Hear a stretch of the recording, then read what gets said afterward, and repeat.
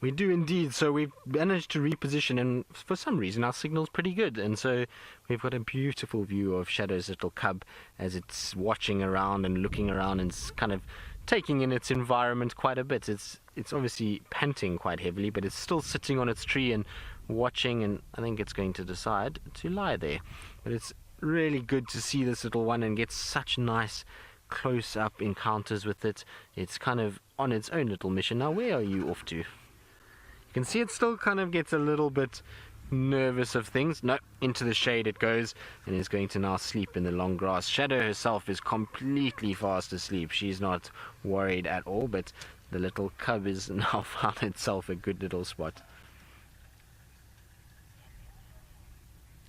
Delriz, Mother Leopard will do everything she can to keep her cub alive, but it's the end of the day. If it comes down to her or the cub, and in terms of lions, she'll try and defend it as much as she can, but it'll get to a point where she can't do much more, and if the lions have gotten hold of the cub, then she'll just disappear and run away from it. There's no point in her dying as well. But if there's a situation where she can still defend the cub and still get somewhere close to it and try and distract the lion's attention, she will most certainly do that. She will do everything she can to keep her cubs alive. So it's an amazing thing to watch leopards and any actually cat. When they become mothers, they become so defensive of these little ones, and they make sure that they keep them as safe as possible as much as they can. Now, obviously there are times where leopards and hyenas and lions get to all of these offspring, but mothers will certainly do their very best to try and keep their little ones safe. But if lions come in and there's no chance to get between the lions and the cub, she will then just abandon and off she'll go,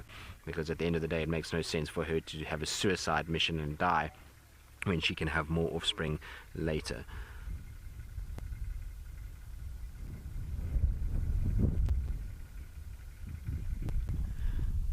Austin, you're asking if there's a season that is better for raising leopard cubs? Well, no, and that's why leopards are, and any cat actually, will produce cubs at any time of the year. They're not animals that will coincide with seasons.